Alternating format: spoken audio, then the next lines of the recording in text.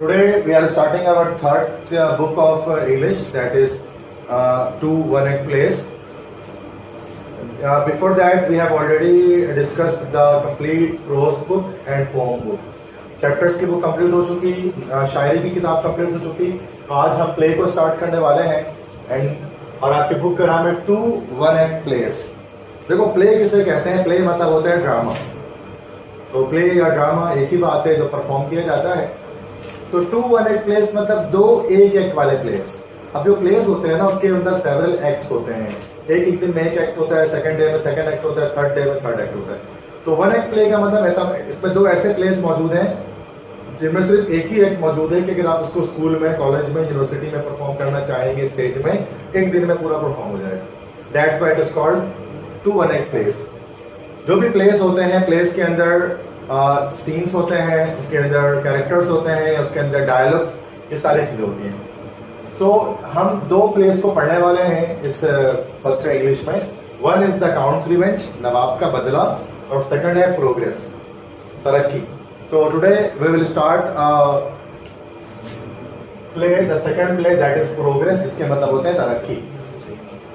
Progress is one act play and it contains only one scene, and that scene is actually the study room of Dr. Henry Corey। और जो कहानी चलेगी, कहानी का जो मंजर है वो है प्रोफेसर डॉक्टर हेनरी कोरी का स्टडी रूम, उनका एक्सपेरिमेंटल लैब, या जिस कमरे में वो एक्सपेरिमेंट करते हैं। तो डॉक्टर हेनरी कोरी क्या है, कैरेक्टर्स में मैं आपको बताऊंगा। रहते कहाँ है? North of England. एक रिमोट विलेज है, एक दूर दराज गाँव है नॉर्थ ऑफ इंग्लैंड में, जहाँ पर उनका स्टडी रूम है डॉक्टर हेनरी कोरी का। और ईयर क्या है? ईयर है 1990, 1919 का एक साल है, लगभग मतलब 100 साल पीछे अगर हम जाएं तो उस वक्त ये स्टोरी चल रही है। कैरेक्टर्स में हम कुछ मेन कैरेक्टर्स पे बात करते हैं। The first one is Mrs Meldon. अब मिसेस मेल्डन कौन है? इनका रियल नाम है Charlotte. Charlotte is the real name of Mrs Meldon. Meldon इनके शौहर का नाम था टॉम मेल्डन, जिसकी वजह से इनको हम मिसेस मेल्डन कहते हैं। एज है इनकी 43 ईयर्स, और ये बहन है, सिस्टर है डॉक्टर हेनरी कोरी की। और एक विडो है, ये विडो मीन्स एक बेवा है, ठीक है, इनके शौहर की वफात हो चुकी है। और साथ में एक बिरीव्ड मदर है। बिरीव्ड मदर एक ऐसी माँ जिसका बेटा मर गया हो, ठीक है, तो उसके बेटे की भी मौत हो चुकी है। इनके भाई हैं डॉक्टर हेनरी कोरी या डॉक्टर प्रोफेसर हेनरी कोरी। इनकी एज 50 या 60 साल के बीच में है इसके लगभग। ये हमारे प्ले के एंटागोनिस्ट हैं। एंटागोनिस्ट मतलब विलन है, नेगेटिव रोल है, नेगेटिव कैरेक्टर है। डिग्री कौन सी इनके पास है? डीएससी। डीएससी मतलब डॉक्टर ऑफ साइंस। पुराने वक्तों में पीएचडी को डीएससी कहा जाता था। जैसे पहले इंसान, जैसे सबसे पहले आप करते हैं एसएससी, एसएससी हो गया आपका, फिर अभी आपका एफएससी चल रहा है, इंटर क्लास है, एफएससी कहते हैं उसको। एफएससी के बाद फिर आप करते हैं बीएससी, और बीएससी जब हो जाता है तो फिर करते हैं एमएससी, और जब एमएससी आपका हो जाता है फिर आप करते हैं डीएससी, ठीक है। तो ये अभी आप एफएससी में हो, उसके बाद बीएससी, फिर एमएससी, फिर डीएससी। तो ये डीएससी क्वालिफाइड है, डॉक्टर ऑफ साइंस इसको हम कहते हैं। इंटेलिजेंट साइंटिस्ट, एक ज़हीन साइंसदान है। माइजोकेमिस्ट है। Misogynist is that person who hates women. हर वो मर्द जो औरतों से नफरत करता हो उसको हम माइजोकेमिस्ट कहते हैं। तो ये माइजोकेमिस्ट है, औरतों से नफरत करते हैं, और माइजोकेमिस्ट होने की वजह से ही बैचलर है। बैचलर का मतलब गैर शादीशुदा है, कवारे हैं, शादी नहीं की अब तक, जबकि एज 50-60 के बीच में हो चुकी है। नाउ उसके बाद थर्ड कैरेक्टर हमारे पास है हन्ना। हन्ना कौन है भाई? Hannah is the servant of doctor Corrie. Doctor Henry Corrie की सर्वेंट है, मुलाजिमा है। देन फोर्थ कैरेक्टर है एडी। एडी कौन है? Eddie is the son of Mrs Meldon. ये मिसेस मेल्डन के बेटे हैं, साहबजादे हैं, जिनकी मौत हो चुकी है, जो मर चुके हैं, जो शहीद हो चुके हैं फर्स्ट वर्ल्ड वॉर में, पहली जंग अजीम में। जब वो सिर्फ 19 साल के थे, 19 साल की उम्र में उनकी मौत हो गई। वो शहीद हो गए जंग में, वर्ल्ड वॉर 1 में, पहली जंग अजीम में। फिफ्थ कैरेक्टर है टॉम मेल्डन। टॉम मेल्डन कौन है? ये हस्बैंड है मिसेस मेल्डन की, इनकी भी मौत हो चुकी है। He died of heart attack. वो हार्ट अटैक से उनकी मौत हुई। और हार्ट अटैक क्यों आया? जब उन्होंने अपने बेटे एडी की मौत का सुना कि वो 19 साल की उम्र में उसकी मौत हो गई, तो उसके बाद इनको हार्ट अटैक आ गया और ये भी दुनिया से चले गए। उसके बाद देखें martial.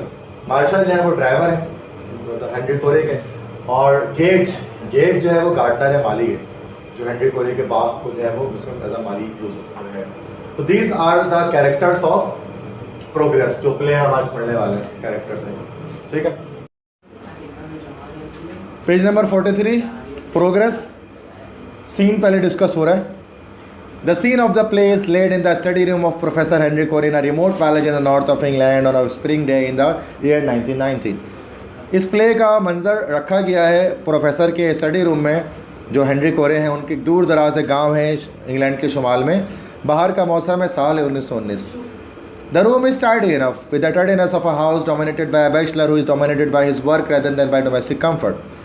And in a large table near the center of the room there is a litter of scientific apparatus employed by Professor Corey in the experiment in which he is now engaged. कमरा काफ़ी साफ़ सुथरा है और उस सफाई सुथराई में मौजूद है एक बैचलर, एक कुंवारा इंसान जो अपने काम में मगन है, ना कि उसको कोई घरेलू सुकून चाहिए. और एक बड़े टेबल पर कमरे के बीचों बीच उसने कुछ साइंटिफिक अपरेटस रखा है और जिस पर प्रोफेसर कोरे मसरूफ़ है, एक एक्सपेरिमेंट में वो मशगूल है. On the walls of the room are a number of diagrams showing sections of very large bombs. कमरे के दीवारों में कुछ डायग्राम लगे हैं जो कुछ बहुत बड़े बॉम्ब्स के साख्त को बता रहे हैं. There is a model of a big bomb on a stand underneath one of these diagrams. तो एक मॉडल, एक नमूना है एक बड़े बम का स्टैंड पर लगा हुआ है इन डायग्राम्स में से एक नीचे कहीं पर. There are sectional diagram of aeroplane and airships to be seen and also very large models of aeroplanes and airship. वहाँ पर सेक्शनल डायग्राम्स हैं, अंदरूनी साख्त हैं एरोप्लेन और एयरशिप की, वो देखी जा सकती है. और साथ में बड़े बड़े मॉडल्स हैं एरोप्लेन और एयरशिप के, वो भी रखे हैं प्लास्टिक के. सीन में बता रहे कमरा किस तरह के, पहले ये सोचो. Professor Henry Corrie, aged between 50 and 60, is sitting at the centre table watching a chemical process in a large retort. Professor Henry Corrie, जिनकी उम्र लगभग 50 साल के बीच में है, वो सेंटर टेबल पर बैठे हैं और वो एक कीमियाई अमल देख रहे हैं एक बड़े से रिटॉर्ट में. He has cold, humorless eyes and his mouth, if it were not concealed by a thickish beard, would be seen to have cruel lines about it. उसकी ठंडी बेमज़ा आँखें हैं और उसका मुंह अगर वो छुपा ना होता घनी दाढ़ी से तो हम देख सकते थे कि उसके चेहरे पर लाइंस मौजूद हैं, झुर्रियाँ मौजूद हैं बुढ़ापे की. He does not however impress a casual visitor as a cruel man. फिर भी बहरहाल वो कोई जालिम इंसान नहीं लगता किसी आम मुलाकाती को. Indeed, he seems to be a harmless, kindly, inconsequent person, completely absorbed of course in its work. यकीनन वो लगता है बेगरर सा, मेहरबान और बिना नतीजे वाला इंसान जो मुकम्मल तौर पे जज्ब है यकीनन अपने काम में. It is when he is angry that some of his cruelty is observed. जब वो गुस्से में आता है तब उसके जुल्म को आप देख सकते हैं. He is inclined to utter wolfish snarls if he is thwarted or hindered in any way. वो झुकता है, निकालता है, भेड़िए की तरह गुर्राता है अगर उसको रोका जाए, उसको गुस्सा दिलाया जाए उसके काम में. But the most certain sign of his fundamentally cruel character is his absorption in his scientific work. लेकिन सबसे बुनियादी निशान उसके क्रूल कैरेक्टर का, उसके जालिमाना फितरत का वो ये है कि वह अपने साइंसी काम में पूरी तरह से मगन है.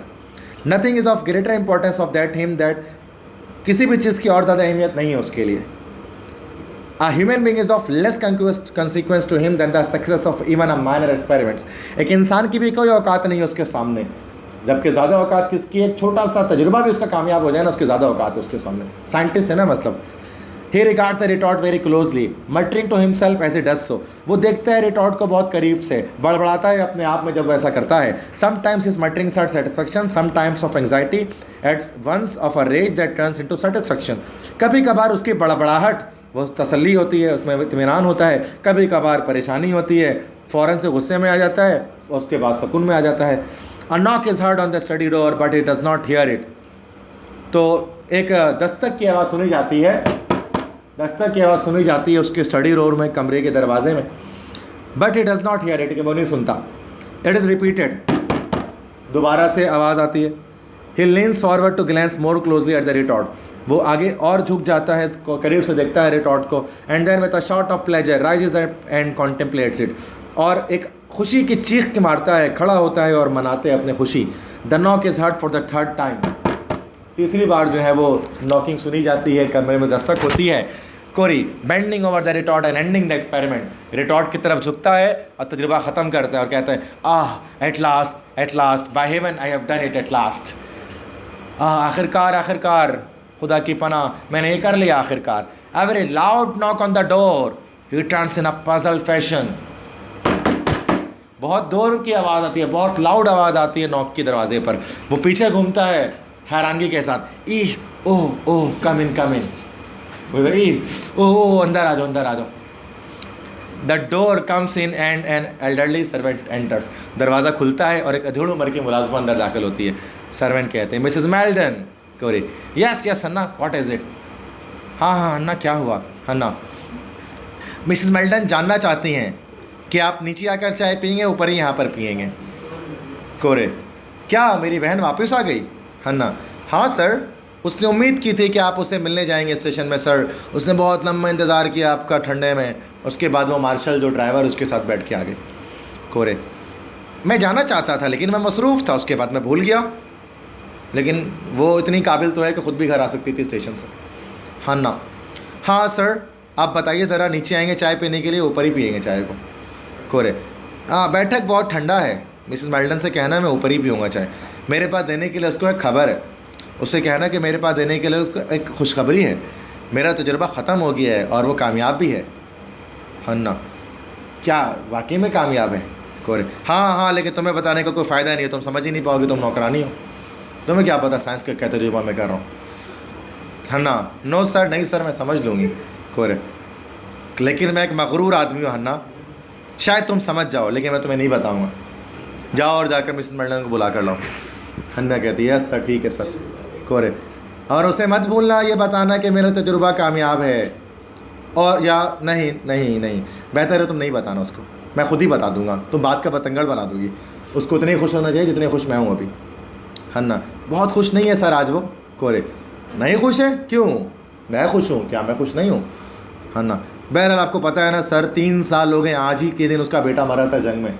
आज उसके बेटे की दूसरी बरसी है, मरे हुए 3 साल हो गए तो दूसरी बरसी हो गई। कोरे भूल कर उसके गम को, ओ हाँ मैं तो भूल ही चुका था, यकीनन इन चीज़ों के बारे में हमें सोचना वैसे भी नहीं चाहिए। हन्ना, लेकिन वो सोचती है सर। कोरे मैं शर्मिंदा हूँ, मैं उसे मिलने के लिए स्टेशन नहीं जा सका, लेकिन मुझे अपना तजुर्बा करना था हन्ना, और फिर मेरी ख्वाहिश है कि वो एडी की मौत पर इतना ज़्यादा ना रहे। ये अच्छा नहीं है ज़िंदा लोगों के लिए कि वो मुर्दा लोगों के बारे में इतना सोचें। वो एक औरत है, यकीनन एक ऐसी औरत है जिसका बेटा छिन गया, लेकिन हमें समझौते कर लेने चाहिए हन्ना, यही सब कुछ है। अब ज़रा बताओ तो, अगर मैं उसको अपने कामयाब तजुर्बे के बारे में बताऊँगा तो कैसा रहेगा? हन्ना शक के साथ कहती है मुझे नहीं लगता कि और ज़्यादा बुरा फील करेगी वो, जितना अभी फील कर रही है उससे ज़्यादा बुरा फील करेगी। कोरे बहरहाल तुम जाओ, उसे बुला कर लाओ कि मैं ऊपर चाय पीऊँगा उसके साथ, और मैं उसे खुद बताऊँगा अपने तजुर्बे के बारे में। हन्ना कहती है बहुत अच्छे सर। वो चले जाती है। कोरे ओ हन्ना, और उसे कहना कि मैं बहुत शर्मिंदा हूँ कि मैं उसे मिलने के लिए स्टेशन नहीं आ सका। इससे थोड़ा सा खामोशी टूटेगी, और जब उसको अंदाज़ा होगा कितना अहम मेरा काम है और कितना ज़्यादा मैं इस पर इन्हिसार करता हूँ, तो वो खुश ठीक हो जाएगी, ऑल राइट हो जाएगी, ठीक हो जाएगी। हन्ना बहुत अच्छे सर। वो दरवाजे की तरफ मुड़ती है, उसके बाद रुक जाती है और फिर कहती है, फिर टर्न्स टुवर्ड से उसकी तरफ मुड़ती है और कहती है वो आज बहुत खुश नहीं है sir, her nerves aren't at all right. उसका होश ठिकाने में नहीं है। आप जानते हैं वो नहीं भूल सकती अपने बेटे की मौत के बारे में। लेकिन प्रोफेसर अपने टेबल पर वापस जाता है, गौर से देखता है अपने तजुर्बे को, और सवाए गुर्राहट के कोई जवाब नहीं देता। हन्ना चली जाती है। प्रोफेसर पेपर में कुछ कैलकुलेशन करता है, उसके बाद बैठ जाते हैं चेयर पे, खुशी खुशी देख रहा होता है अपने तजुर्बे को।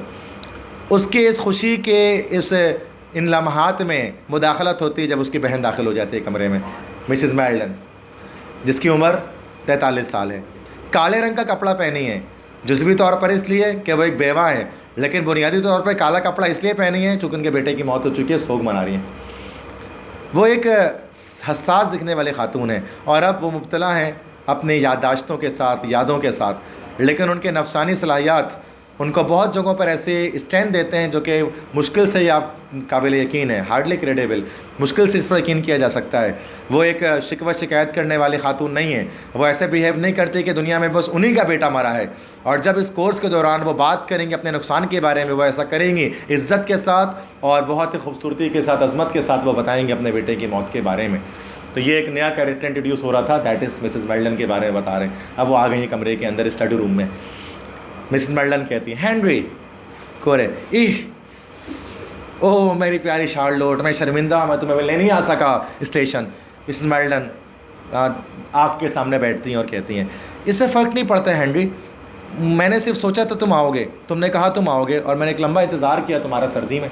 कोरे हाँ मैं शर्मिंदा हूँ उसके बारे में, लेकिन तुम्हें पता है मैं बहुत मसरूफ़ था शार्लोट, मैं कामयाब हो गया हूँ आखिरकार। मैंने बिल्कुल वही पा लिया है जो मुझे चाहिए था शार्लोट, बिल्कुल वही चीज़।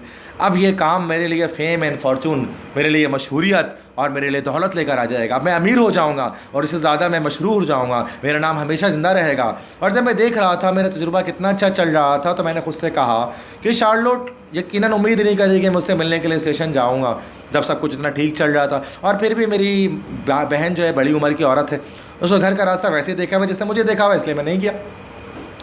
मैं यहीं रुका और अपने काम करता रहा। मैं जानता हूँ तुम समझ जाओगी, मेरा तजुर्बा कामयाब है शार्लोट। सबसे अजीम तरीन और सबसे हैरत अंगेज़ कामयाबी जो मुझे मिली है वो आज मिली है।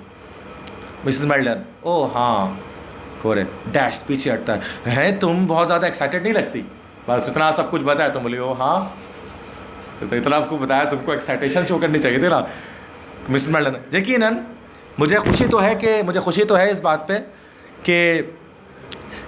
कि ये तो कामयाब हो तुम हेनरी, लेकिन जो भी है तुम जानते हो तुमने कभी मुझे इसके बारे में कुछ नहीं बताया। कोरे, यही सच है। मैं हमेशा अपने राज दबा के रखता हूँ अपने पास, किसी को कुछ नहीं बताता जब तक कि मैं मजबूर ना हो जाए। यही मेरा असूल है। कोई नहीं जानता था कि मैं इस चीज़ पर काम कर रहा हूँ सिवाय मेरे। यही एक कामयाब ईजाद का राज है शार्लोट, वो रेटिसेंस है, वो सब्र है। और अब मैं तुम्हें बता सकता हूँ क्या है। इसके ख़ास हिस्से मेरे राज ही रहेंगे, वो हमेशा राज रहेंगे जब तक कि मुझे कोई पुरकशिश ऑफ़र नहीं मिल जाती किसी गवर्नमेंट की तरफ से, सरकार की तरफ से। मिसेस मेल्डन कहते हैं, सरकारी? क्या ये सरकारी मामला है? कोरे, मैं सोचता हूँ ये है। मैं इसको पहले ब्रिटिश गवर्नमेंट को ऑफ़र करूँगा, मतलब अपने मुल्क की गवर्नमेंट को पहले मैं उसको दूँगा। लेकिन अगर उन्होंने मेरे पैसों की अदायगी नहीं की, मैं इसको किसी और को दे दूंगा। बहुत सारे मौजूदों को ईजाद करने वालों को ठुकराया है ब्रिटिश गवर्नमेंट ने शार्लोट, लेकिन वो मुझे नहीं ठुकराएंगे। नहीं, मैं अपना ख्याल खुद रख सकता हूँ। और जब वो उनको पता लगेगा ना मेरी ईजाद क्या है, वो उछल पड़ेंगे। मिसेस मेल्डन, क्या वाकई में उछलेंगे? कोरे, यकीनन वो उछलेंगे।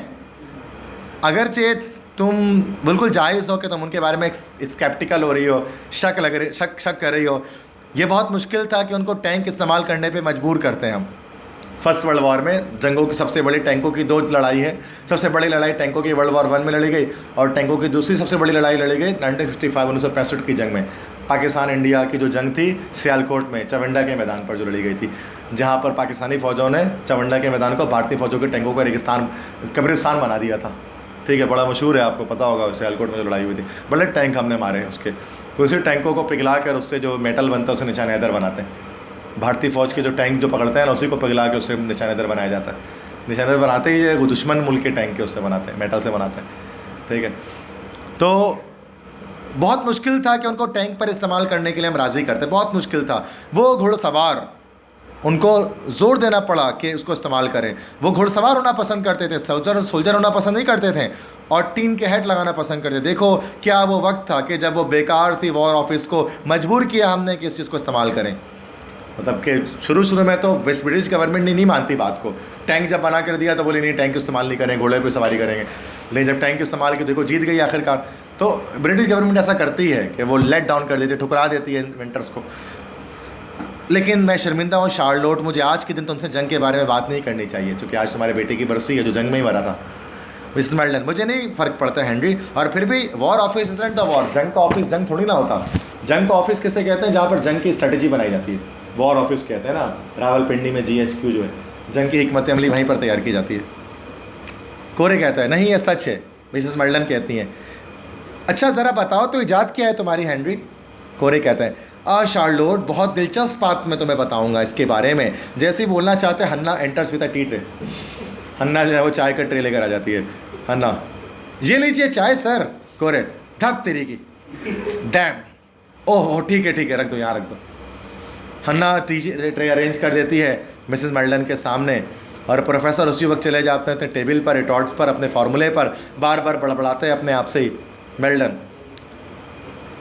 क्या सब कुछ ठीक चल रहा है हन्ना? हन्ना कहती हैं, हाँ मैम, गेट जो माली है और वो ले आया है उस हार को जिसका आपने ऑर्डर दिया था वार मेमोरियल के लिए। जंग की यादगार जो है ना, वर्ल्ड वॉर 1 और 2 में बड़ी तादाद में ब्रिटिश और अमेरिकन ये मरे थे, शहीद हुए थे। तो अपने अपने इलाकों में वॉर मेमोरियल्स बनाते थे। आपने देखा होगा, दिखाते हैं मूवीज़ में ना, उसके अंदर जो फ़ौज की यादगारें रखी रहती हैं उनके ना, जो यादगारें या म्यूज़ियम टाइप का होता है, पोर्ट्रेट्स वगैरह, कबर वगैरह, ये सब बना होता है उनमें फ़ौजियों का। तो वो वॉर मेमोरियल कहलाता है। जैसे वर्ल्ड वॉर 1 और वर्ल्ड वॉर 2 में हज़ारों की तादाद में जो फौज मरे, लाखों की तादाद में उनको रखा जाता है। तो कहते हैं वॉर मेमोरियल में रखने के लिए जो गेज द गार्डनर को मैंने रीत ऑर्डर किया था वो आ गया है, हन्ना कहती हैं, और मैंने किचन में रख दिया। क्या मैं उसको उठाकर आपके लिए ले जाऊँ? मिसेस मेल्डन, हाँ हन्ना ले आओ। उसके बाद हन्ना टी टेबल पर काम फिनिश करने के बाद चली जाती है। मिसेस मेल्डन कहती हैं, आओ आकर चाय पियो हेनरी। कोरे, ठीक है ठीक है ठीक है, लेकिन हिलता भी नहीं है। मिसेस मेल्डन, आ जाओ हेनरी। कोरे, ओह ठीक है 1 मिनट में आता हूँ। मिसेस मेल्डन, तुम्हारी चाय ठंडी हो जाएगी अगर तुम अभी नहीं आओगे तो हेनरी। कोरे उठता है और टेबल की तरफ आता है, ओह औरतें कितनी बकवास करती हैं, तुम्हारी सेक्स बहुत एक्स्ट्रा ऑर्डनरी है, तुम्हारे जेंडर, तुम्हारे जीन्स बहुत गैर मामूली है शार्लोट। तुम औरतें हमेशा चीज़ों को तोड़ते हो दूसरी चीज़ों के लिए, कोई काम धंधा नहीं, कोई कंसंट्रेशन नहीं किसी काम में, और अपने आप को तुम लोग किसी तरह से पूरे काम में डिवोट नहीं कर सकती। इसी वजह से तो कोई औरत आज तक कोई बड़ी आर्टिस्ट नहीं बन सकी है, बड़ी साइंसदान नहीं बन सकी है। वजह यही है कि औरत क्यों साइंसदान नहीं बनती है बड़ी, सब मर्दों का नाम क्यों किताबों में लिखा होता है? क्योंकि वो हर चीज़ की कुर्बानी नहीं पेश कर सकती है, और वो हर उस चीज़ को फॉलो नहीं कर सकती जिसको करना चाहिए। अच्छा, ये गुस्से में कहा है बिकॉज ऑफ इट्स माइजोगेमिस नेचर। लेकिन औरत से नफरत करता है तो गुस्से में औरत ज़ात को बुरा भला कह रहा है। अगर हमने पढ़ा था मैडम क्यूरी के बारे में, तो वो तो बहुत बड़ी साइंटिस्ट थी वीमेन के अंदर, और भी हैं आज भी। अगर आप देखो तो 20वीं सदी में कितने ऐसे 21वीं सदी में साइंटिस्ट हैं, नोबेल प्राइज़ में मिले हैं नए नए। अभी तो अमेरिका जाओगे तो कितने साइंटिस्ट फीमेल आपको मिल जाएंगे। तो अब तो ऐसा होता है कि साइंटिस्ट बहुत सारे। हन्ना वापस लौटती है, उसके पास फूलों का गुच्छा होता है जिस पर लेबल अटैच होता है। हन्ना, ये लीजिए मैम। कोरे कहते हैं, ये क्या है? मेल्डन कहती हैं हन्ना से फूल लेकर, ये मैंने ऑर्डर किया था गेज जो माली था उसको, कि वॉर मेमोरियल पर रखने के लिए, ये एडी के लिए है। कोरे बोलता है, ओह हाँ हाँ ठीक। मेल्डन, मैं उसको नीचे ले जाऊंगी चाय पीने के बाद, क्या तो मेरे साथ आओगे? मेल्डन, कोरे कहता है, हाँ मैं आना चाहता हूँ यकीनन, लेकिन पहले मुझे ये सब काम ख़त्म करना है। मेल्डन, ठीक है हेनरी। हन्ना से कहते, थैंक यू हन्ना, मैं फिलहाल फूल यहीं रख देती हूँ। हन्ना चली जाती है। फिर मेल्डन कहती है अपने भाई से, देखो ज़रा कितने प्यारे फूल हैं हेनरी ये सब। कोरे, ओह हाँ हाँ हाँ बहुत प्यारे हैं। तुम जानती हो मेरी ईजाद क्या है? वो ईजाद के बारे में अपनी बात करना चाह रहे हैं मतलब। मेल्डन, क्या तुम थोड़ी और चाय पियोगे हेनरी? कोरे गुस्से से, ओह हाँ हाँ आधा कप दे दो। तो वो कप देता है उसको, और वो उसको भरती है और भरकर वापस करती है, जबकि इस दौरान ये सब बातचीत होती है। तो नेक्स्ट अब इसके बाद आगे जो क्या फिर बातचीत करते हैं नेक्स्ट क्लास में फिर इसको डिस्कस करेंगे। ठीक है, तो टाइम तो हो चुका है।